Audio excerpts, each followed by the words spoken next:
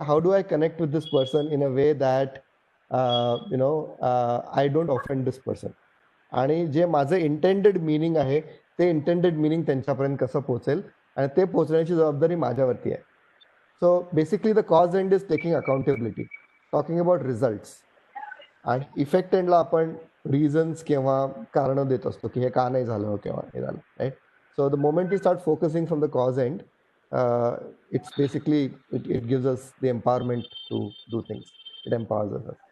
So हा एक खूप बेसिक थॉट म्हणजे. सो जर आपण बघितलं की आपल्या आयुष्यात आपल्याला जेव्हा जेव्हा काही सक्सेस मिळाला किंवा एखादं रिलेशनशिप चांगलं चाललं, एखाद्या प्रोफेशनल ह्याच्यामध्ये तुम्ही खूप सक्सेसफुल झालात, एखाद्या लेट्स से तुम्ही मॅरेथॉन रन करायचा डिसाईड केला आणि तुम्ही ऍक्च्युली ते अचीव्ह केलं, तुमचे जे जे मेजर सिग्निफिकंट अचीवमेंट्स जर तुम्ही बघितले तर somewhere you see that you have operated from the cause end, right.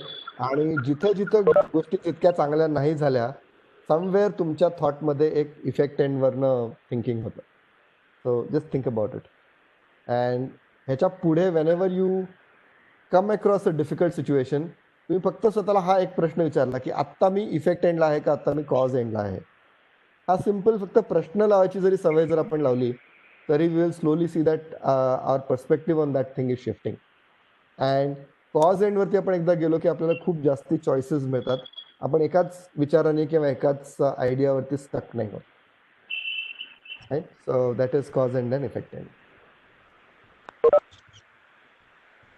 Okay. So आपल्यापैकी काही लोकांना डॉग एज अ पेट खूप आवडत असेल किंवा डॉग एज अन ॲनिमल आवडत असेल, काही लोकांना अजिबात आवडत नसेल किंवा काही लोकांना भीती असेल, right. So think about this. The moment you see the word dog or the moment you see a dog or you think of a dog, तुमच्या मनात इमेज कुठली येते? This or this? Okay. The moment you see the word, see the letters DOG, what is the first thing that comes to your mind? Okay. So going ahead, just building on this, this is it's called the NLP communication model. आणि हे अगदी NLPचं fundamental आहे की understanding how we think and what can change. Okay. तर dog किंवा एखादं कुत्रा आपल्याला लांबून दिसत असेल तर हा एक्सटर्नल इव्हेंट आहे, राईट. एक्सटर्नल इव्हेंट बाहेर होतोय आपल्या बाहेर, आणि दोन लोक आहेत, एकाला कुत्र्यांचं खूप प्रेम आहे किंवा दे रिअली लाईक डॉग्स आणि दुसऱ्याला खूप भीती आहे. ओके. नाव दोघंही तो सेम इव्हेंट पाहत आहेत, राईट. आणि आपले जे 5 सेन्सेस आहेत, visual that is seeing, auditory hearing, right, touch, pressure, temperature that is kinesthetic किंवा स्किन, राईट, किंवा फिलिंग, ऑल्फॅक्टरी इज स्मेल आणि gustatory is taste, right. So VAKOG हे जे 5 सेन्सेस आहेत, these R our interface or our gateway to the external world. Imagine करा, हे जर 5 census आपल्याला नसतील तर आपलं जगाशी काहीच संबंध नाही, correct. So this is how we event. So now आता 2 व्यक्ती बसलेत एका बागेत एका बेंचवर, आणि त्यांच्याकडे असं हळूहळू एक कुत्रे येते, right. So what's happening there? Now the moment that sensory information goes into the person's brain, right, so every second there is 2.3 million bits of information going into a nervous system through our 5 senses. That is that amount of information is very very big, right. आणि ती सगळी information आपण process नाही करू शकत. फक्त मला अजून एक उदाहरण द्यायचं असेल तर बऱ्याच वेळेला आपण टीव्ही वरती डिबेट जेव्हा पाहतो तेव्हा एकाच वेळेला एकदम 4-4, 5-5, 6-6 लोक एकदम आपल्या पूर्ण पिच वरती फुल व्हॉल्यूम वरती बोलत असतात, right. I don't know what they trying to achieve, पण आपण कुणाचंच काही ती सगळी इन्फॉर्मेशन आपल्या कानातून आपल्या ब्रेनमध्ये जाते, पण our brain cannot process that information. It is just too much information for the brain to process at one point of time. त्यातल्या त्यात जर तुम्हाला अगदीच कुणाचं तरी पाहायचं असेल तर मग तुम्ही अगदी जवळून त्याच्या लिप्स मुवमेंटवरनं आणि मग तो आवाज त्यांच्या लिप सिंकशी कनेक्ट करून थोडंफार तुम्ही त्यातनं सेन्स करू शकता, right. Otherwise it gets completely distorted or generalized as noise आणि तुम्ही पूर्णपणे डिस्कनेक्ट होऊन जाता, करेक्ट. सो आत्ता सुद्धा तुम्ही तुमच्या बॅकग्राऊंडमध्ये पाहिलं की जर पंख्याचा आवाज असू शकतो किंवा बाहेर कुठली व्हेकल चालू असेल त्याचा साऊंडचा, किंवा घरात अजूनही कोणी बोलतंय किंवा तुमच्या वरती नेबरनी खिडकी ओढली, हे सगळे साऊंड तुमच्या कानात जात आहेत. पण कॉन्शियसली ते प्रोसेस होत नव्हते कारण तुमचा फोकस माझ्या आवाजावरती आहे, hopefully, right. So some of this information gets deleted, some gets distorted and some gets generalized. याचा अर्थ इट्स नॉट बॅड ॲक्च्युली, कारण आपला नर्वस सिस्टमचीच लिमिटेशन आहे ही की आम्ही ह्याच्या पलीकडे आपण तेवढी इन्फॉर्मेशन प्रोसेस नाही करू शकत, number one. Number two, generalisation is good. जनरलायझेशनच आपण लर्न करतो. फॉर एक्झाम्पल, लिफ्टचं जर आपण 0 बटन दाबलं की आपण ग्राउंड फ्लोअर जाणार, हे एक जनरलायझेशन आहे. हे दररोज शिकायची गरज नाही आहे, राईट. किंवा आपण बऱ्याच वेळेला एखादी गोष्ट मिसइंटरप्रेट करतो, किंवा रात्री कधी कधी आपल्याला खुर्चीवर एखादा माणूसच बसला असं वाटतं, पण कोणी त्याचं खुर्चीवर कोट टाकलेला असेल आणि आपल्याला असं अर्धवट झोपेत वाटतं की अरे कोणतरी बसलं वाटतं खुर्चीवर. That is distortion. So actual sensory information वेगळीच आहे आणि त्याचं आपलं इंटरनल इमेज टोटली वेगळंच होऊन जातं, राईट. आणि बरीचशी इन्फॉर्मेशन आपण डिलीट करतो का आपण ती प्रोसेस नाही करू शकत. ओके. सो मिहाय चिक्सेन मिहाय, मी तुम्हाला ग्रुपमध्ये पण नंतर पाठवतो. Basically he has made this calculation की किती इन्फॉर्मेशन येते आणि किती येते. His book called flow. Flow नावाचं एक त्यांचं पुस्तक आहे. Very interesting read. I would definitely recommend reading that book. So आता ही एक्सटर्नल इव्हेंट आहे की एक कुत्रे येते, राईट.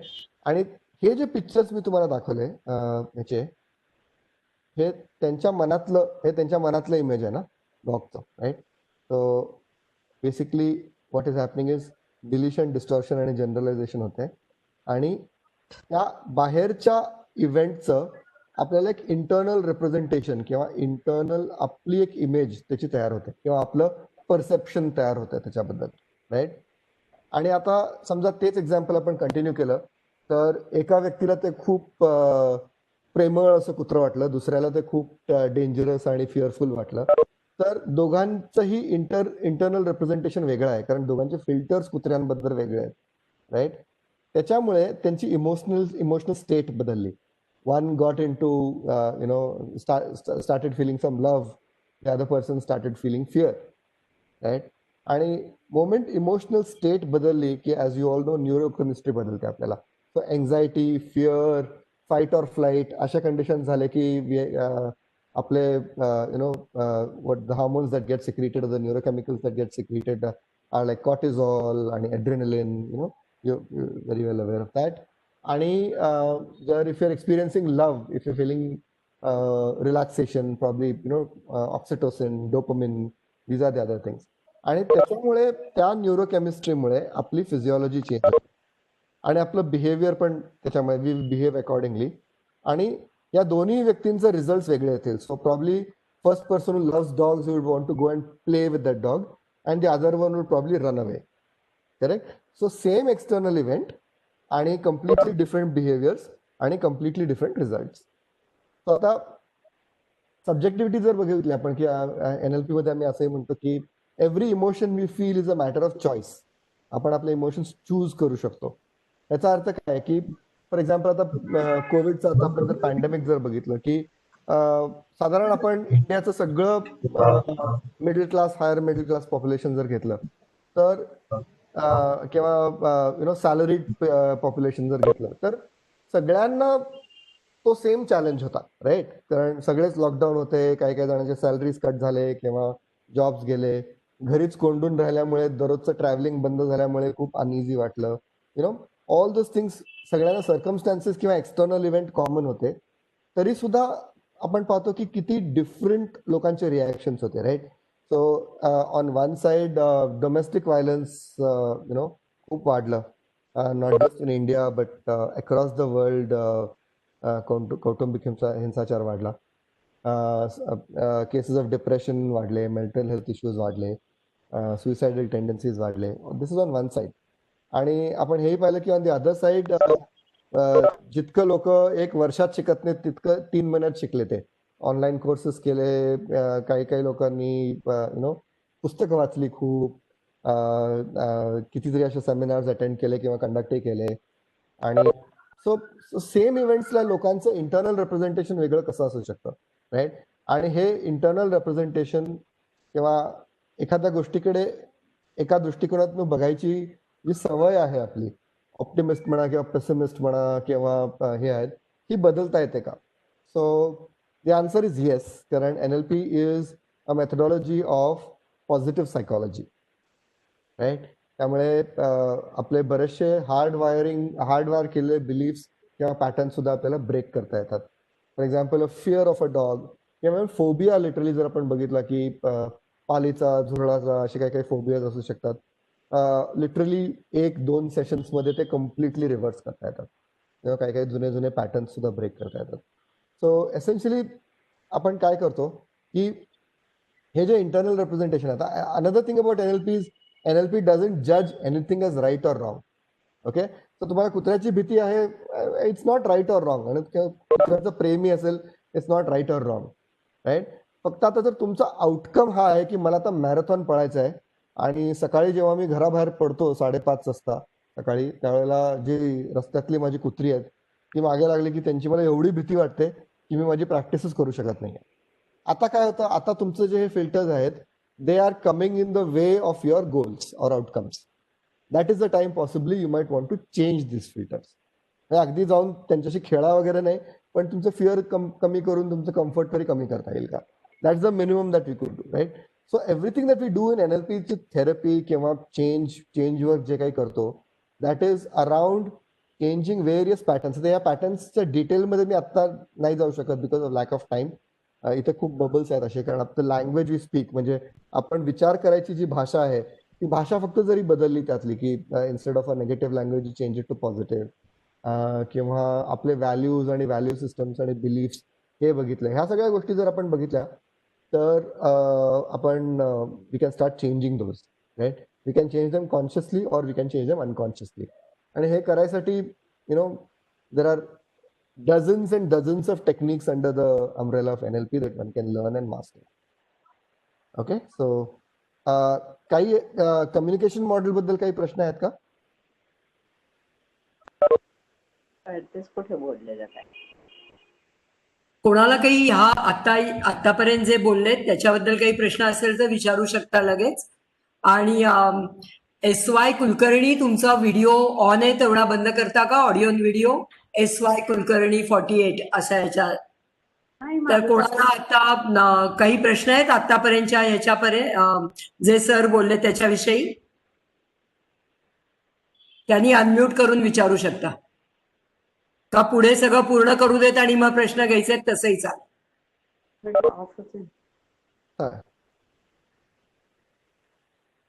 SY कुलकर्णी, तुमचा ऑडिओ आणि व्हिडिओ बंद करा प्लीज. कोणाला विचारायचंय? बंदच आहे, मी चालूच नाही ठेवत कधी. ओके ओके, ठीक आहे ठीक आहे. ओके सर पुढे जाऊया आपण. हा, आता 5 ब्रॉड प्रिन्सिपल्स ऑफ सक्सेस हे कुठेही अप्लाय करता येतील असे. हे क्विकली मी यातनं I just run through this. सगळ्यात फर्स्ट महत्वाचा is knowing your outcome. So कुठली छोटी मोठी ऍक्टिव्हिटी असेल तरी आपण का करतोय, what is the reason for doing this and what is my expected outcome from this. So right, so NLPचे कुठलाही ट्रेनिंग प्रोग्राम असेल किंवा 1-to-1 कोचिंग किंवा थेरपी सुद्धा करत असताना सगळ्यात पहिली स्टेप जी आम्ही घेतो दॅट इज अगदी आउटकम वरची क्लॅरिटी. आणि हे वाटताना पण खूप सिम्पल वाटतं, पण थेरपीमध्ये सुद्धा तुम्ही जर त्यात सायकोलॉजिस्ट कोणी असाल तर तुमचा क्लायंट जेव्हा तुम्हाला येतो आणि आपण त्यांना विचारतो की व्हॉट डू यू वॉन्ट, तर ते बऱ्याच वेळेला ते हे सांगतात की व्हॉट आय डोंट वॉन्ट, की मग माझ्या नवऱ्याने मला असं नाही वागवलं पाहिजे, किंवा I don't want to fail, I want to stop smoking or quit smoking. So हे सगळे outcomes are negations, right? They are not affirmations की मला हे नको आहे. हे नको आहे तर हवं काय आहे? So the first process is all about affirmative आणि पॉझिटिव्ह सेन्समध्ये आणि नॉन कम्पॅरेटिव्ह मध्ये आउटकम सेट करणे. So for example non comparative म्हणजे काय, मला अमक्या अमक्यापेक्षा श्रीमंत व्हायचं आहे असं जर आपण कम्पॅरेटिव्ह गोल जर केला फॉर एक्झाम्पल, तर व्हॉट्स गोइंग टू हॅपन देअर. समजा उद्या अचानक काहीतरी झालं आणि त्यांची सगळी संपत्ती संपली, तर काहीही न करता आपण त्यांच्यापेक्षा श्रीमंत झालो, राईट. आणि त्याचा आपल्याला काहीच उपयोग होत नाही. Just in comparison to that person your richer. So आपण जे स्मार्ट गोल्स म्हणतो, basically we also talk in much in detail about setting smart outcomes, आणि याच्यावरती खूप काम केलं जातं. Okay. Second the most important one is taking action. म्हणजे आउटकम्स जरी आपण कितीही क्लिअरली डिफाईन केले तरी finally we need to start taking small small small actions on it and start making it happen. So taking action is important everywhere. तिसरा प्रश्न आहे having sensory ॲक्युइटी. Sensory ॲक्युइटी म्हणजे आपण जे 5 सेन्सेस बद्दल बोलतो ते किती शार्प आहेत आणि आपली ऑब्झर्वेशनची कपॅसिटी किती आहे. सो आपण कुठलेही डिटेक्टिव्ह नॉव्हेल्स किंवा सिरियल्स बघितले, शर्लॉक होम्स किंवा इतके सारे आहेत त्याच्यात. The difference between the let's say the normal policeman and a Sherlock Holmes or ह्याच्यात किंवा ते मेंटलिस्ट नावाची जी एक सिरियल होती त्याच्यात, की ह्या लोकांची सेन्सरी ॲक्टिव्हिटी ऑब्झर्वेशन आहेत जे बाकीचे लोक सगळे मिस करतात. That they are able to smell. एखादा वेगळा स्मेल त्यांना पकडता येतो किंवा ते त्यांचे ऑब्झर्वेशन खूप स्ट्रॉंग आहे. ते जर केलं तर त्याचा 2 ह्याचे उपयोग आहे, फायदे आहेत आपली सेन्सरी ॲक्टिव्हिटी वाढवणं किंवा शार्प करण्याची. तर पहिलं जे आहे, आपण नेहमी आपल्या मनात खूप सेल्फ टॉक चालू असतो, राईट. सगळ्यांनाच असतो की आपण कॉन्स्टंट काही ना काहीतरी विचार, मेडिटेशन करायला जरी बसलो तरी 50 विचार एकानंतर एक येत राहतात, राईट. तर ह्याच्यामध्ये NLP मध्ये आम्ही त्याला सेल्फ टॉक किंवा ऑडिटरी डिजिटल म्हणतो, आणि त्याच्या क्वालिटीवरती आपलं लाईफ खूप डिपेंडेंट आहे. फॉर एक्झाम्पल, आपण जर कॉन्स्टंटली पास्ट मधल्या नेगेटिव्ह इमोशन्स बद्दल विचार करत असो, की either you feel angry, guilty, regret, right, ह्याबद्दल हे असे काही इमोशन्स येत असतील, किंवा फ्युचर बद्दल अँझायटी और वरी, ह्या काही कुठलेही 5-6 इमोशन पैकी जर आपण कॉन्स्टंटली विचार करत असू तर बऱ्यापैकी आपली ऑब्झर्वेशनची कपॅसिटी कमी होते. लोक कोणी काहीतरी म्हणून जातं, आपण हा हा म्हणतो आणि ते काय म्हणून गेले तेही रेजिस्टर होत नाही, किंवा एकानंतर एक थॉटची चेन अशी सुरू होते की कुठे सुरू झाली आणि आपण ह्या थॉट पर्यंत कसं पोहोचलो तेही आपल्याला लक्षात येत नाही. सो हे सगळे आर अगेन्स्ट सेन्सरी ॲक्टिव्हिटी. जर आपण एखाद्या व्यक्तीबरोबर काम करत असू, आपण सेल करत असू, किंवा इव्हन आपण आपल्या मुलांशी बोलत असू किंवा आपल्या स्पाउसशी बोलत असू, त्यावेळेला being in the present moment and having that complete sensory activity, right, that is one of the principles of success. कारण बरीचशी कम्युनिकेशनचं जे कॉन्टेंट असतं, इन्फॉर्मेशन असतं, ते नॉन व्हर्बल असतं.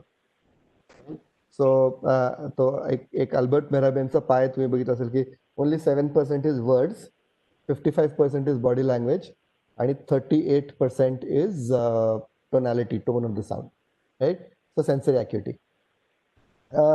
चौथं जर आपण बघितलं की most successful people have behavioural flexibility. याचा अर्थ एखादा प्रॉब्लेम सॉल्व्ह करण्याचा किंवा एखादा क्रायसिस सॉल्व्ह करण्याचे माझ्याकडे बरेचसे जास्ती ऑप्शन्स आहेत. I can generate more choices. I have many other ways. मी एखाद्या गोष्टीकडे वेगवेगळ्या दृष्टिकोनातून सुद्धा बघू शकतो आणि त्याच्याप्रमाणे मी ऍक्ट करू शकतो. तर having those behavioural flexibility basically would mean that I will start achieving more and more outcomes, right. आणि operate from physiology of excellence. अजूनही आम्ही पाहतो की ऑन अन ॲव्हरेज 50% लोक जेव्हा श्वास आत घेतात तेव्हा त्यांचं पोट आतमध्ये सुद्धा घेतात. इनहेल करता करता पोट पण आत जातं. So that is very inefficient, right. That's like driving a car which is consuming a lot of fuel. Inefficiency खूप कमी असते त्याची, एफिशियन्सी खूप कमी असते रादर. कारण लॉजिकली जर तुम्ही बघितलं की श्वास आत घेत असताना लंग्स, आपली फुफ्फुसं एक्सपॅन्ड होतात, आणि ती एक्सपॅन्ड व्हायची असतील तर डायफ्रम खाली गेला पाहिजे, आणि डायफ्रम जर खाली सरकला तर पोट बाहेर यायला पाहिजे, राईट. आणि एक्झेल करताना पोट आत जातं, डायफ्रम वर येतो, लंग्स स्क्वीज होतात आणि एअर बाहेर जातो, राईट. सो जेव्हा आपण अँशियस होतो त्यावेळेला आपलं ब्रीदिंग खूप शॉर्ट आणि क्विक होतं. आणि ते झालं की मग हार्ट रेट सुद्धा वाढतो, राईट. तर आता सगळ्यांच्याकडे पल्स ऑक्सिमीटर्स पण असतील बऱ्यापैकी थँक्स टू कोविड. ही एक छोटीशी एक्सपेरिमेंट करून बघा, किंवा तुमच्याकडे फिटबिट असेल तरी करून बघा. तुमचं ब्रीदिंग ऑब्झर्व करा आणि एक 5 मिनिटं फक्त 6 ते 8 सेकंड्स इनहेल पूर्णपणे पोट बाहेर जाता जाता, आणि 6 सेकंड्स एक्झेल. स्लो आणि स्टेडी असं ब्रीदिंग, असं स्पोरॅडिक नाही पाहिजे, असं फ्लॅट इनहेलेशन आणि एक्झेलेशन. हे 5 मिनिटं करून बघा, आणि आधी तुमचा हार्ट रेट किती असतो आणि नंतर किती असतो, जस्ट फॉर योरसेल्फ. जेव्हा मी बऱ्याच वेळेला रेग्युलरली करत असतो, साधारण 10 ते 12 बीट्स पर सेकंडनी आपलं हार्ट रेट कमी होतं. सो ऑब्व्हियसली त्याचं बेनिफिट काय आहे ते मी तुम्हाला सांगायची गरज नाही, right. So that is one. आणि दुसरी एक गोष्ट तुम्ही जर ऑब्झर्व केली तर तुम्ही कॉन्शियसली स्माइल करा, रिलॅक्स करा, राईट. तर आणि तुम्हाला हे लक्षात येईल की तुम्ही त्या स्टेटमध्ये म्हणजे फिजिओलॉजी तीच ठेवून, म्हणजे तुम्ही ताठ बसला असाल, चेहरा रिलॅक्स्ड आहे, स्माइल करत आहात, अशा वेळेला यू कांट फील सॅड. जर तुमची स्टेट बदलली तुमची फिजिओलॉजी नक्की बदलते, आणि फिजिओलॉजी जर तुम्ही रिव्हर्स केली तर तुमची ती स्टेट पण बदलू शकते. Which is why we have 2 arrows here, right? And one here. So if you reverse your physiology, reverse and relax your breathing, sit straight, relax all your muscles, तर your emotional state also changes. आणि emotional state change झाली की तुम्ही internal representation सुद्धा change करू शकता. याचा just to give you an example, जर तुमचा दिवस खूप छान गेला असेल तर तुमच्या घराच्या आणि ऑफिसच्या मध्ये जे 10 सिग्नल्स आहेत ते 10 सिग्नल्स तुम्हाला तेवढे प्रॉब्लेमॅटिक नाही वाटत. You easily drive through those. आणि तेच if you had a tough day, प्रत्येक छोट्या छोट्या छोट्या गोष्टीला तोच इव्हेंट असतो, पण तुमचा लेवल ऑफ इमोशनल इंटेलिजन्स म्हणा, किंवा इमोशनल कॅपॅसिटी किंवा बँडविड्थ नॅचरली कमी झाली असते. तुम्ही फक्त तुमची फिजिओलॉजी जरी चेंज केली तरी तुमचं इंटरनल रिप्रेझेंटेशन चेंज करू शकता. आणि इंटरनल रिप्रेझेंटेशन जर तुम्ही चेंज केलं तर you can choose whichever emotion you want to feel. So now हळूहळू रादर दॅन तुमचे emotions being driven by advertisers, politicians, media, किंवा जे काही पहिल्या 7 वर्षात तुमचं प्रोग्रामिंग झालेलं आहे, या सगळ्या गोष्टी बाजूला ठेवून you can start choosing your outcomes, you can start choosing your emotions, right. And like anything we learn, this is a skill, right. Slow and steady breathing करणं ही सुद्धा बेसिक स्किल आहे. आणि ह्या गोष्टी आपण एक पाऊण तासाचं आपण लेक्चर ऐकतोय, कॉग्निटिव्हली आपल्याला समजेल सुद्धा, सेरेब्रली आपल्याला समजेल, पण ते कळते पण वळत नाही. ही स्टेज जी आहे ते वळण्यासाठी बेसिकली रेपिटेशनची गरज असते. जस्ट लाईक ड्रायव्हिंगची पूर्ण थिअरी तुम्ही समजाल, स्विमिंगची पूर्ण थिअरी तुम्ही समजाल, पण जोपर्यंत तुम्ही ऍक्च्युली ते करत नाही आणि 5, 10, 15, 100 तास जेव्हा त्याची प्रॅक्टिस करत नाही, तोपर्यंत ते तुमच्या ऑटो पायलटमध्ये जात नाही, right. Which is I Malcolm Gladwell says, world class जर तुम्हाला एखाद्या गोष्टीत व्हायचं असेल तर 10,000 hours of practice, right. Repetition is the key here, doing it over and over again. नुसतं समजून घेणं विषय कुठलाही will not give the depth. Okay, so हे 2 मॉडेल्स आहेत, मिल्टन मॉडेलचे आणि मेटा मॉडेल. तर मिल्टन मॉडेलमध्ये जर तुम्ही एक पाहिलं की typically religious leaders, political leaders, किंवा अशी जिथेही मास गॅदरिंग असेल तिथे ते स्पीकर्स असतात, ते कुठली फारशी स्पेसिफिक लँग्वेज बोलत नाहीत, राईट. ती लँग्वेज जरा जेनरिक असते, राईट. त्याला आपण चंकिंग अप म्हणतो. फॉर एक्झाम्पल, अच्छे दिन आने वाले हैं, राईट. 100 कोटी लोक जर हा अच्छे दिन आने वाले ऐकत असतील तर प्रत्येक व्यक्तीचं वेगवेगळं इंटरप्रिटेशन तिथं होऊ शकतं, पण एव्हरीबडी फील्स कनेक्टेड. पण म्हणाले की समजा आम्ही इलेक्ट होऊन आलो तर आम्ही GDP 4% वाढवू, तर तुम्ही ऑलरेडी 70-80% लोकांनी ह्यातनं एक्सक्लूड केलंय. किंवा गॅसचे प्राइसेस स्वस्त होतील एवढं तुम्ही म्हणलं, बाकीच्या लोकांचे ते अच्छे दिन नाही आहेत, राईट. सो मिल्टन मॉडेलमध्ये हिप्नॉटिस्ट सुद्धा जेव्हा बघतात, हिप्नोथेरपी जेव्हा करतात, that model basically deliberately is spoken in very very generic language. किंवा स्टोरीज सांगितल्या जातात, मेटाफर्स सांगितल्या जातात, आणि that is the whole meta model. आणि chunking down is basically what specifically, how exactly, when, which, हे सगळे प्रश्न जेव्हा आपण त्यांना विचारतो तेव्हा we get into details, you get out of trance, and whereas in Milton model you go in trance. हे दोन्ही मॉडेल्स NLP मध्ये शिकवले जातात.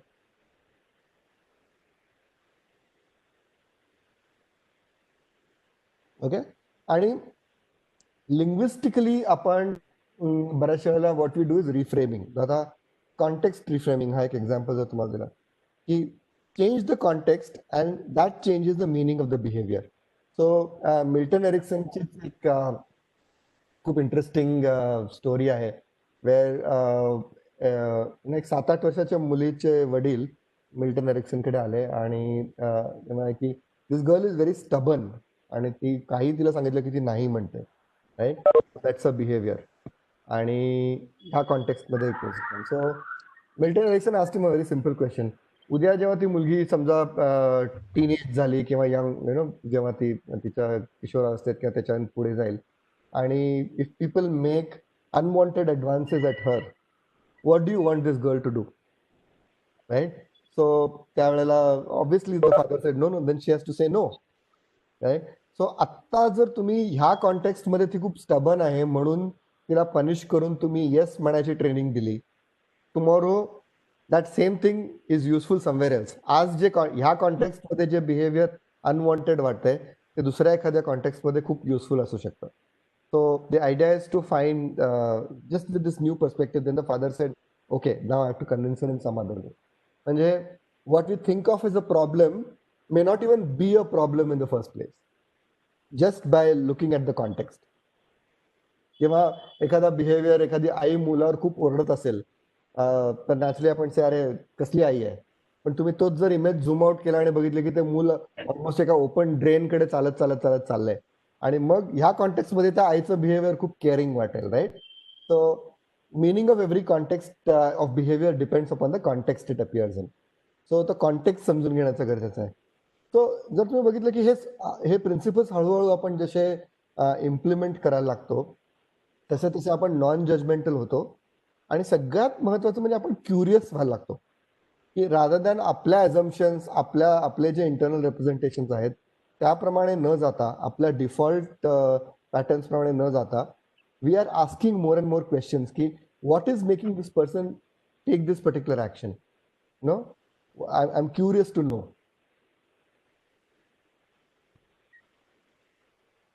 Okay, and content or meaning reframing, this is for example okay, तर माझ्या सुनेनी सून माझ्या पायावर नाही पडली गावाला जात असताना. Okay, so this was the action, that was the coin. आणि if you ask so what does this mean, म्हणजे she doesn't care about me, म्हणजे she doesn't respect me, that is a default meaning for example. So in this case आपण विचारलं what else could it mean, right? ह्याचा अर्थ अजूनही काय असू शकतो हे जर आपण विचारलं की देन कदाचित आपण एक्सप्लोर करतो की अरे हो, मे बी तिची पाठ दुखत असेल, किंवा मे बी ती विसरली असेल गडबडीत पॅकिंग करण्याच्या, correct? So just by asking very simple questions we can empower ourselves and the people you working, आपले जे क्लायंट्स आहेत, we can just help them with more and more options, right? It's all about creating choices. आता behaviour जर आपण बघितलं की आता मूल खूप टीव्ही बघतंय, हे एक बिहेवियर आहे, आणि हे बिहेवियर आपल्याला चेंज करायचं आहे. तर मोस्ट ऑब्विस थिंग इज आपण ॲज अ पेरेंट किंवा ग्रँड पेरेंट आपण आपली एक पॉवर इक्वेशन असते, ते यूज करून आपण ते बिहेवियर त्यांना फोर्स करू शकतो. Okay, the other thing is प्रत्येक बिहेवियरच्या मागे एक इंटेन्शन आहे, right? There is a higher intention behind this. So NLP मध्ये असं म्हटलं जातं की behind every behaviour there is a positive intention for that person, right? ते बिहेवियर किती हार्मफुल आपल्याला वाटलं तरी, जर ते इंटेन्शन जर आपण बघितलं तर what is the purpose of basically doing that behavior, excessive TV, right? We get the intention. So that intention could be maybe entertainment, avoiding boredom, right? And now if you say what else will entertain you, right? तर आपल्याला बरेचसे अजूनही options मिळू शकतात. maybe many more options. So first, look at the behavior, understand the intention behind it, आणि ते अजूनही वेगवेगळ्या प्रकारे कसं ते इंटेन्शन आपल्याला अचीव्ह करता येईल. Right. So basically for the same intention we can have many other behavioural choices. That's how we can start creating choices for ourselves and for others. Okay, so this is one for, I'm not audible. Okay. अजिबातच येत नाही का आवाज? नाही एकदम चांगला येतोय. येतोय का? अच्छा, कुणाचा तरी मेसेज आला, यू आर नॉट ऑडिबल. अच्छा, नाही एकदम उत्तम. Okay okay. So generative success एक क्विक एक्झाम्पल मी देतो. I am just watchful of time. Okay, so generative success मध्ये बेसिकली रॉजर बॅनिस्टर नावाचा एक हे होता की 4 मिनिटाच्या आधी 1 माइल 1 माइल माणूस 4 मिनिटाच्या कमी पळूच शकत नाही, अशी एक बिलीफ होती. पण त्याला वाटलं 5 वर्ष जर 4 मिनिट 2 सेकंड आला असेल तर का नाही करता येणार. So when he started with this belief की हे शक्य आहे, he actually tapped into more and more of his resources and potential, and when he took action he got a result. ती बिलीफ स्ट्रॉंग झाली आणि कित्येक वर्ष डेकेड्स फॉर डेकेड्स सगळ्या लोकांचं हे पक्क बिलीफ झालेलं होतं की पीपल कांट रन द माइल इन 4 minutes. तेव्हा इनिशियली मेधा तुमच्या इथून काही साऊंड येतोय?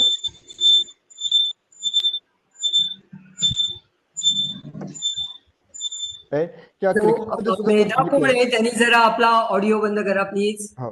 सो क्रिकेटमध्ये सुद्धा जर पाहिलं की 80s मध्ये पूर्ण टीम 200 रन सुद्धा करू शकत नव्हती आणि आज एक इंडिव्हिज्युअल करू शकतोय. बाकीचं काही बदल नाहीये, only the belief has change. Right.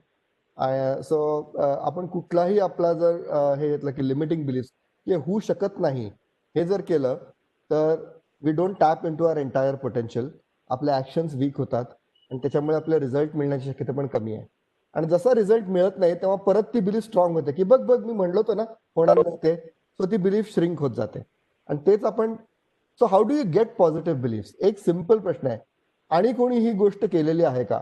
समजा मला मॅरेथॉन रन करायचं आहे, किंवा मला माझं डायबिटीज रिव्हर्स करायचं आहे, किंवा मला एक प्रोफेशनल सक्सेस एका लेवलला मिळवायचं आहे, जे काही आपला गोल असेल, राईट, फायनान्शियल गोल असेल, तर हे आणि कोणी दुसऱ्यांनी अचीव्ह केलं आहे का? If the answer is yes, it's very very easy to believe. So imagine करा की पहिल्यांदा 200 रन मारलेला तेंडुलकर, किंवा पहिल्यांदा फ्लाय केलेले राईट ब्रदर्स, ह्यांना किती जड गेला असेल ही बिलीफ एस्टॅब्लिश करणे, when the whole world was believing that it is impossible. Right. So कुठलीही गोष्ट दुसऱ्या कुठल्याही व्यक्तीने जर केली असेल तर all you have to do is model them. Right. त्यांचे स्ट्रॅटेजीज, त्यांचे behaviours, I just look at that की मॉडेलिंग मध्ये काय करू शकतो. त्यांचे बिहेवियर्स मॉडेल करू शकतो आपण. त्यांच्याकडे स्किल्स अँड केपेबिलिटीज काय आहेत त्या समजून घेऊन आपण त्याच्यावरती वर्क करू शकतो. त्यांचे बिलीफ्स काय आहेत आणि त्यांचे व्हॅल्यूज काय आहेत या गोष्टी जर आपण बघितल्या, आणि त्यांची आयडेंटिटी आणि पर्पज काय, ह्या सगळ्या गोष्टी जर आपण त्यांच्या समजून घेतल्या तर त्यांचे रिझल्ट आपणही जनरेट करू शकतो. Right. And that's true of a majority of the things. Right. So हे जे आहे ड्रिल्स लेवल्स ऑफ चेंज आहे, हे आम्ही खूप ह्याच्यामध्ये वापरतो कोचिंग मध्ये वगैरे. सो जेवढं आपण वरच्या लेवलला काम करू त्याच्या खालच्या गोष्टी आपोआप फिक्स व्हायला लागतात. फॉर एक्झाम्पल, एखादं बिहेवियर तुम्हाला वाटत असेल की तुमच्या टीममध्ये तुम्ही लोक मॅनेज करत असाल तुमच्या ऑफिसमध्ये, तर लोक काही प्रोसेस फॉलो करत नाही आहेत, तर बऱ्याच वेळा काय होतं की तो प्रोसेस कसा करायचा हेच त्यांना माहित नसतं. राईट. सो ते जर तुम्ही त्यांना ट्रेनिंग दिलं तर मग ते बिहेवियर ऑटोमॅटिकली चेंज होतं. पण असेही काही खूप जुने लोक असू शकतात, ते म्हणतील जाऊ दे ना साहेब, कशाला पाहिजे, इतके वर्ष करतोय आपण, यात काय नसतं प्रोसेस बिसेस. राईट. असं जर आपण त्यांना बोलतो, now you have to work on their values or you have to work on their identities, then you will get this behaviour. Right. आणि ज्या लोकांचा पर्पज खूप क्लिअर असतो, identity is another thing. So for example, ज्या let's say young ladies आहेत, the moment an identity called mother gets attached to them when they conceive, त्यांचे values, belief, skills, capabilities, behaviour खूप change होतात. Right. त्यांना खूप effort नाही करायला लागत टू बिकम व्हेरी कंपॅशनेट. ते सगळे पेरेंटिंगचे स्किल्स बिल्ड करणे खूप खूप इझिली होऊन जातात. सो बऱ्याच वेळेला आयडेंटिटीजच आपल्या थोड्याशा 50-50 असतात. For example good boy, bad boy. So bad बॉयच आहे ना मग मी, then why you're expecting good behaviour from me? So सागरला अस्थमा आहे किंवा सागर ॲस्थमॅटिक आहे. So having asthma is like a capability or a lack of it. आणि आयडेंटिटी म्हणजे तो ठप्पाच बसला त्याच्यावरती. सो लेट कमर, लुझर, असे जे काही आयडेंटिटीज आपल्याला शाळेत मिळतात किंवा आपण स्वतःलाही देतो की मी असाच आहे किंवा मी अशीच आहे, you are establishing a very very strong hardwired thing into your thing. आणि मग ते चेंज करणं खूप आहे. So look at identities which are powerful for you, look at identities which are empowering you, right? And if there are any disempowering identities, you can easily work on them and start breaking through them. So NLP is very very simple to apply. Everything is linguistically. All you need to do is हे सगळे framework समजून घेणे, right? So एक तुम्हाला quick हे द्यायचं असेल तर ओव्हरऑल हे की आपण आउटकम्स जेव्हा हे करतो तेव्हा we look at the present state, की आज काय स्टेट आहे त्यांची, किंवा आज प्रेझेंट त्यांचं इंटरनल रिप्रेझेंटेशन और मॉडेल ऑफ द वर्ल्ड काय आहे, आणि what is the desired state, त्यांना काय हवं आहे, राईट? आणि what is the new model of the world they want. आणि हे सगळे जे टेक्निक्स आहेत त्यांचे व्हॅल्यूज आणि बिलीफ्स काय आहेत, त्यांचं behaviour on a daily basis patterns काय आहेत, त्यांचे थॉट्स काय आहेत. मेटा प्रोग्रामबद्दल क्विकली मी बोलतो. Meta programs again are patterns, की मी एखादी गोष्ट झाली की मी ऑप्टिमिस्टिक आहे का पेसिमिस्टिकली बघतो. ओके, मी जिममध्ये पळतोय पण I am running on a treadmill, but I could run because I am moving towards what I want. Like I want to have a great body, or I might run because I don't want diabetes. म्हणजे काहीतरी हवंय म्हणून मी पळतोय किंवा काहीतरी नको म्हणून मी पळतोय. So that is also meta program, towards pleasure away from pain. मी हा शर्ट घेतला मला माझ्या स्वतःसाठी, मला स्वतःला आनंद मिळाला. किंवा मी हा शर्ट घेतला बिकॉज मी इंस्टाग्रामवरती टाकला की मला 100 लाईक्स मिळतील. Same behaviour, different drivers. तर हे जे सबकॉन्शियस ड्रायव्हर्स आहेत, these are meta programs. Representational systems म्हणजे we'll look at people say looks good, sounds good, feels good, correct? And they're talking about the same thing. So काही लोक pictures मध्ये memories जास्ती store करतात, काही लोक sounds मध्ये करतात, काही लोक फिलिंग्स मध्ये करतात. तर ह्या सगळ्या जर गोष्टी आपण समजल्या तर helping people to change is very very good. आणि presuppositions are again just patterns, की अरे लाईफ ऐसायच आहे, असंच होतं, चादर आपली चादर बघूनच पाय पसरावे, असे जे एक काही काही कहावती आहेत किंवा असे काही आपले पॅराडाईम्स आहेत, all these are presupposition. So ते झालं की we first start challenging and loosening that model. आणि ह्या ज्या गोष्टी आपण बघतोय, अँकरिंग, सबमोडॅलिटीज आणि रिफ्रेमिंग, ह्या सगळ्या ज्या स्ट्रॅटेजीज आहेत हे एका 130 तासाच्या प्रॅक्टिशनर प्रोग्राममध्ये शिकवल्या जातात. So in the interest of time I just quickly walk through that. आणि आता काही प्रश्न असतील तर I am more than happy to answer. पण ह्याचं जर ऍप्लिकेशन आपण बघितलं, NLP कुठे कुठे वापरलं जातं, I quickly go through this. Training मध्ये ते करताच येतं. तुम्ही कम्युनिकेशन स्किल्स, क्रिएटिव्हिटी किंवा कुठलाही सब्जेक्ट जरी शिकवत असाल, इन्क्लुडिंग इंजिनिअरिंग सब्जेक्ट्स और medical subjects, you can become a better trainer bye adopting the communication techniques of NLP. आर्टमध्ये तुम्हाला एखादी फ्लो स्टेट येत नसेल, कधी कधी तुम्ही खूप ब्रिलियंटली पेंट करू शकता आणि कधी कधी स्टक स्टेट्समध्ये अडकता. त्या स्टेट्समधून क्विकली बाहेर पडून how do you become more creative. I work with quite a lot of painters. स्पोर्ट्समध्ये how do you listen to the signals of your body and make sure that you don't get injured, किंवा muscle memory build करणे, काही limiting beliefs हे करणे. क्रिकेटमध्ये sledging करतात तुम्हाला opponent bowlers, तुम्ही त्याला कसं रिस्पॉन्ड करून तुमचा फोकस कसा ठेवू शकता. कुठे wherever the mind is coming in play, you can work with sports people, right? मॅनेजमेंटमध्ये from bringing a complete change to innovation to growth, तुमचे व्हॅल्यू सिस्टम्स डिफाईन करणे, all that.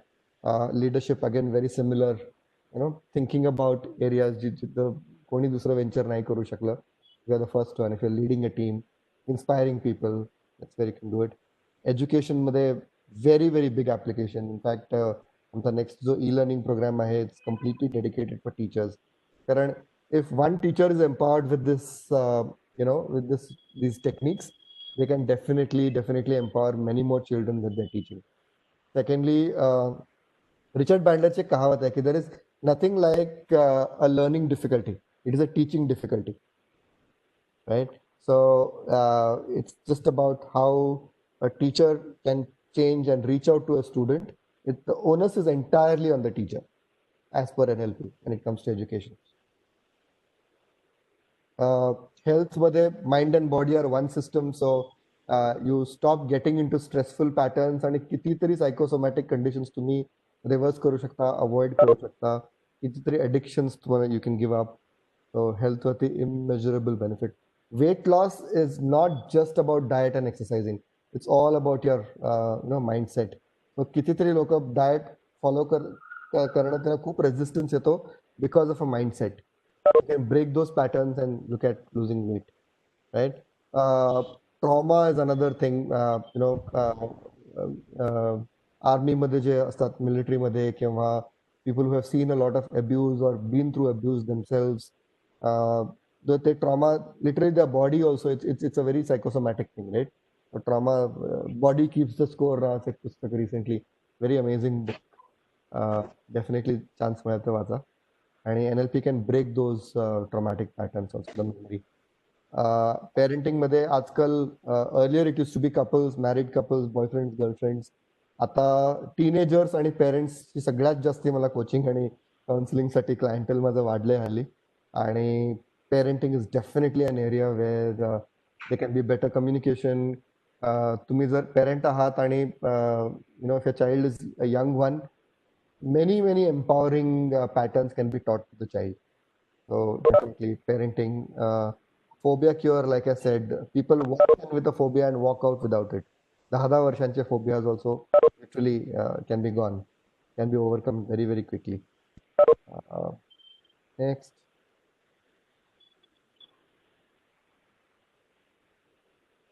Weight loss, like I said, yes, I've already talked about it. Making your patterns, habits, addictions, relationships, business, coaching, yes, if you're a coach, life coach. Yeah, these are pretty much all the areas that you can apply NLP in all of these areas. So yeah, so here's a upcoming program. 20 तारखेपासून start होते. 3 days a week, Tuesday. So majority of the program 6 दिवसाचे असतात, 4 दिवसाचे असतात. NLP practitioners आमचं 130 तासांचं आहे. Webinars for almost 2.5 months, 3 days a week, followed by 3 days of classroom later. And we have like a learning buddy of personal certified by the American Board of NLP. So very quickly about this program. So yeah, that's about it. So thank you very much. I'll leave it open for questioning. Questions. तर मला एक प्रश्न तुमचा आवाज break होतोय. हा एखादी गोष्ट फॅमिलीमध्ये म्हणा किंवा ऑफिसमध्ये माझ्या कलिग्सना अगदी एखादी गोष्ट जेव्हा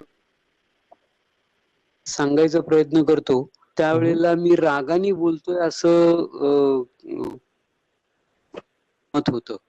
मी त्यांना विचारलं की माझ्या शब्दात कुठे राग आलाय, तर तुम्ही जसं आता सांगितलं की 7% शब्द आणि 38% आपली बॉडी लँग्वेज असते. मला अजूनही नीट की माझी बॉडी लँग्वेज त्यावेळेला अशी काय होते की मी पोटतिडकीने सांगताना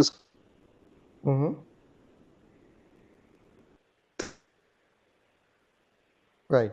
सो काय करता येईल? ओके, सो 50% तर तुमचं काम झालेलं आहे. हे अवेअरनेस तुम्हाला आलाय की मी बोलत असताना माझं म्हणण्याचं इंटेन्शन काहीतरी असतं आणि त्याचा अर्थ खूप वेगळा घेतला जातो बाय द ऑडियन्स. तर हे अवेअरनेस सगळ्यात 50% काम झालं, right. The next part is त्यावेळेला तुमचं ब्रीदिंग कसं असतं, राईट.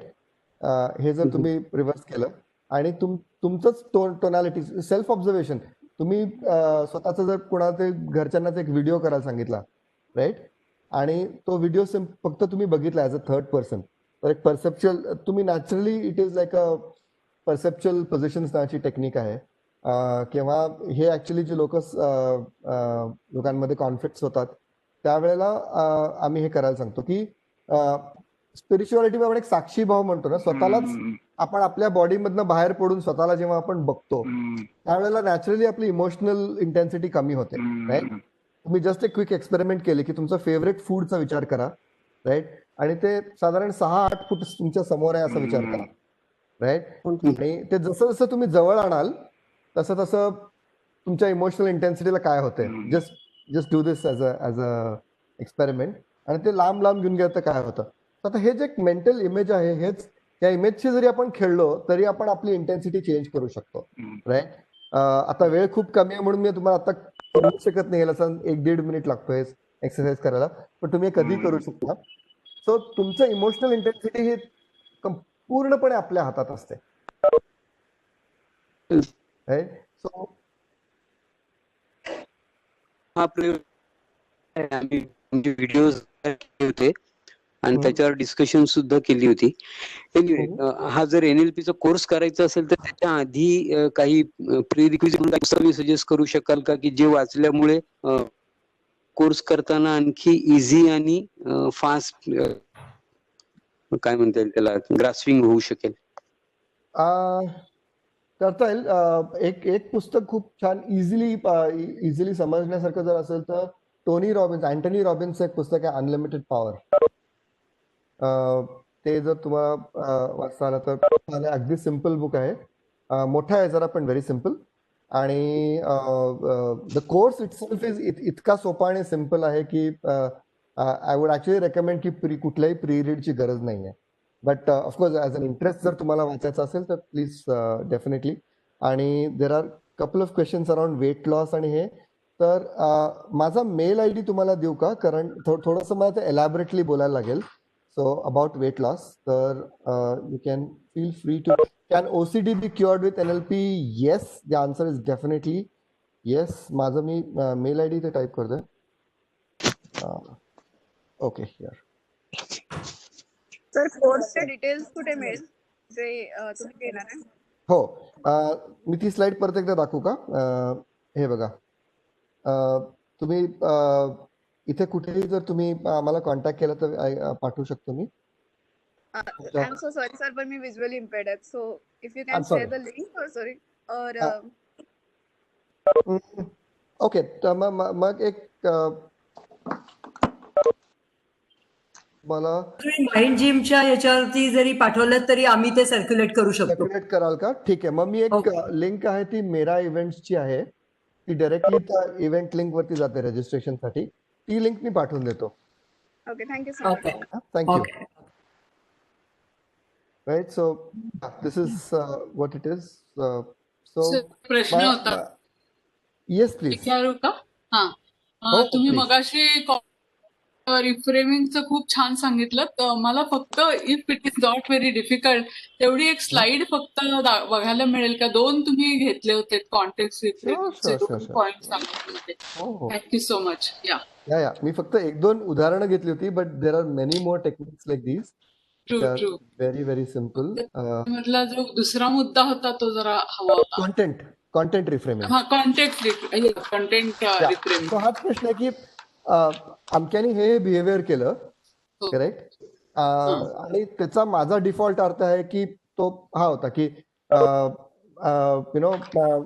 मी माझ्या मित्राला पार्टीला इन्व्हाइट केलं आणि तो नाही म्हणाला. सो हे 3-4दा झालंय आणि त्यामुळे it looks like not interested in my friendship.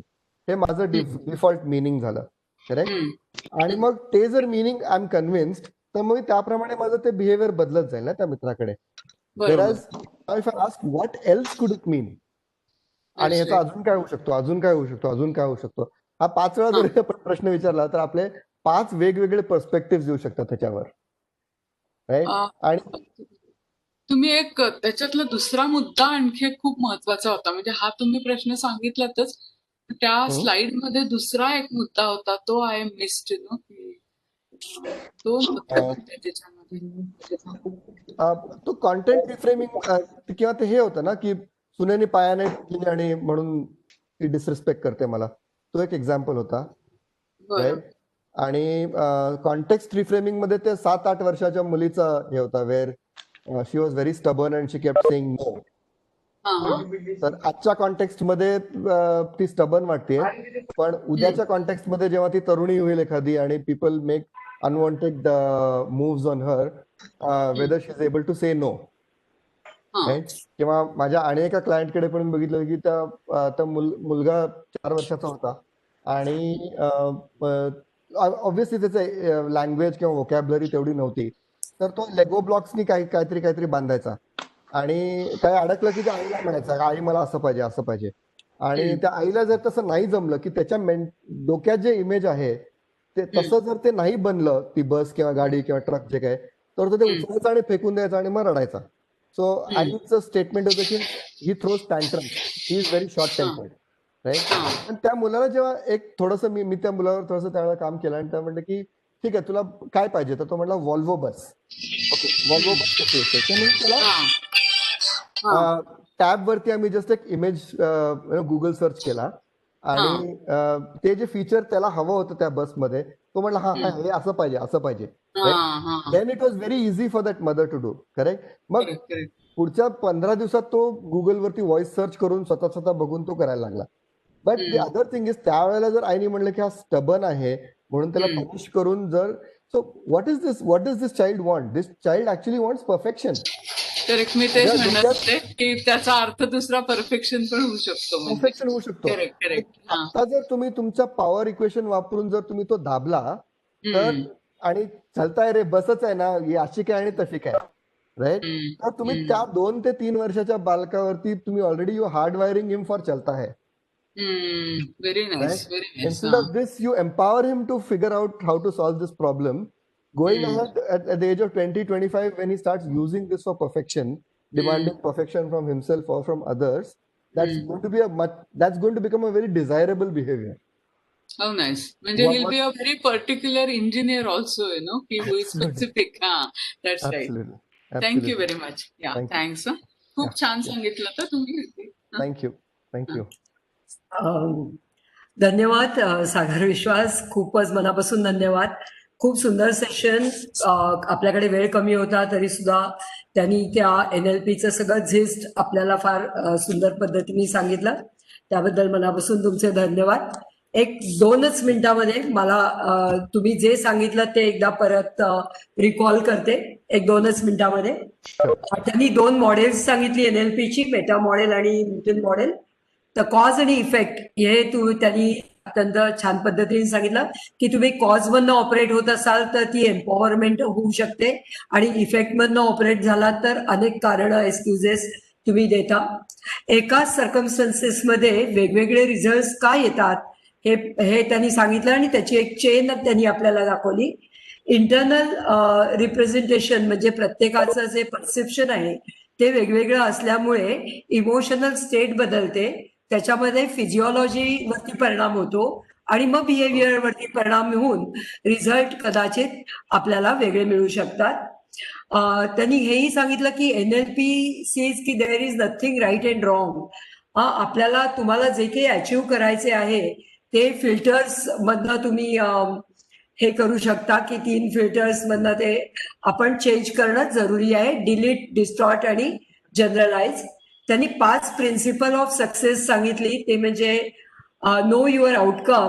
म्हणजे त्यांनी एक खूप सुंदर सांगितलं बघा की काय नको आहे त्यापेक्षा काय हवं आहे हे जर का आपण आधी लक्षात घेतलं तर ते आउटकम पॉझिटिव्हली सकारात्मक दृष्ट्या पाहिलं तर ऍक्शन करणं आणि मग त्यांनी त्याच्यानंतर सेन्सरी अॅक्वॅटी मध्ये पण त्यांनी किती सेन्सर्स आपले शार्प आहेत ते पण त्यांनी बघायला सांगितलं आणि बिहेवियरल फ्लेक्झिबिलिटी त्याच्यामध्ये आहे की नाही हे पण त्यांनी आपल्याला शिकवलं की म्हणजे माझ्याकडे खूप चॉईसेस आहेत, मी चॉईसलेस सिच्युएशन मध्ये नाहीये हे पण त्यांनी आपल्याला समजावून सांगितलं.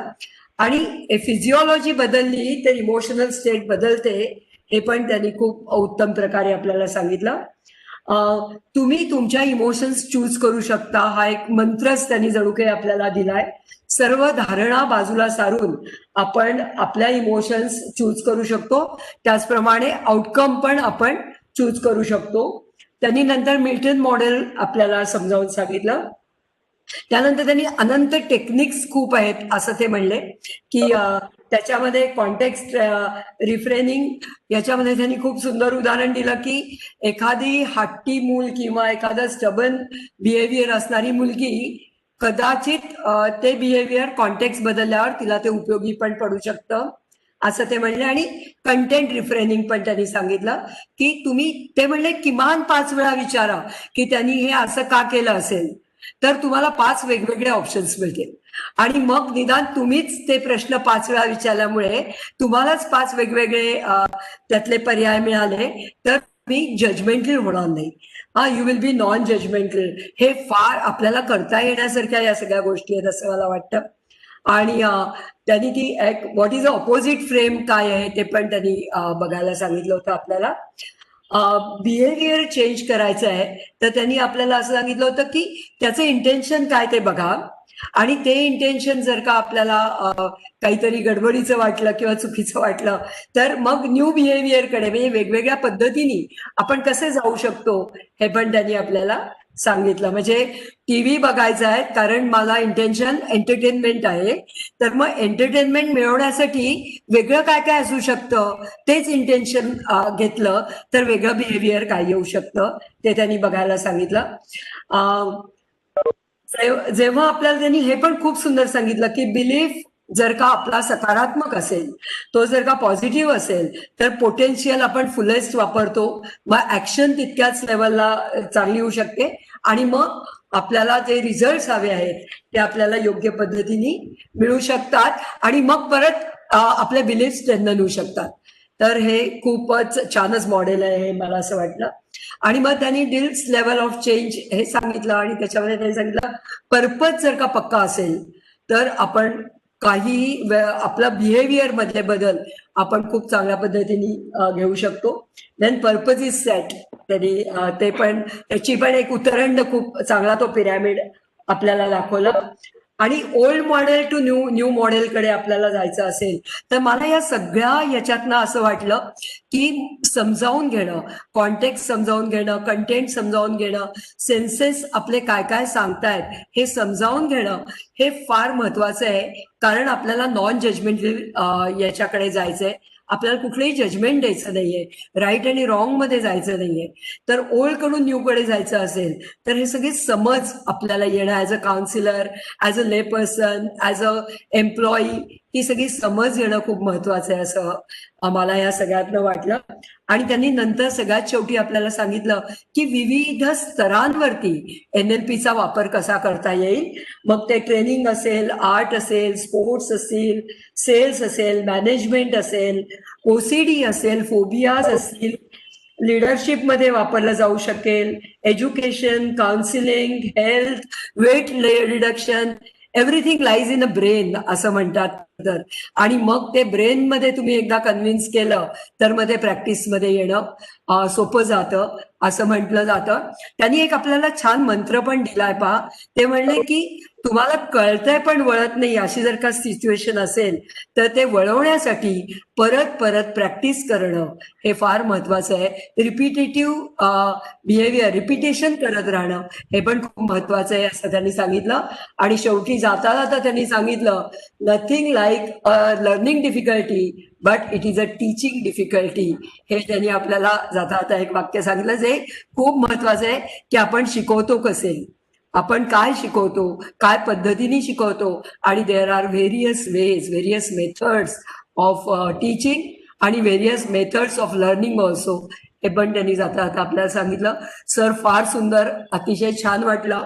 आणि थोडंसं का विना एक इंट्रोडक्शन आम्हाला मिळाली, पण तुमचा हा जो 20 तारखेचा प्रोग्राम जो सुरू होतोय तर त्याची स्लाइड तुम्ही माइंड जिमच्या किंवा मी किंवा निलांबरी याच्यावरती टाकलीत तर आम्ही ती सर्क्युलेट करू, म्हणजे ज्या कोणाला जॉईन व्हायचं असेल ती लोक जॉईन होतील. पण मनापासून धन्यवाद आणि सर्व पार्टिसिपंट्सचे पण धन्यवाद. पुढल्या शनिवारी भेटूया. सो धन्यवाद सर, खूपच छान वाटलं, मजा आली. Thank you very much. One request, please call me Sagar, मला सर म्हणू नका. I would really prefer to be called Sagar. Thank you. Yes, thank you so much. आणि परत भेटूया पुढल्या शनिवारी. वेगळे प्रोग्राम्स घेऊन आपण पुढल्या शनिवारी भेटणार आहोत. लॅटरल थिंकिंग वरती पुढल्या शनिवारी डॉक्टर गर्दे बोलणार आहेत. तर जरूर जॉईन व्हा. आपण पुढल्या शनिवारी भेटूया. Thank you. Thank you. Bye. Bye bye. Thank you.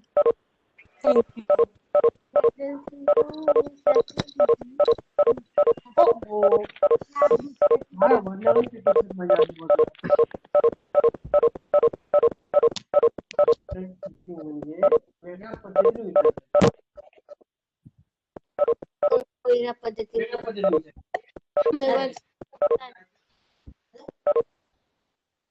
दाखवून आम्ही लिहितोच आहे. असं काय लिहितो एवढा खजिन्यासारखं? हे काय झालं?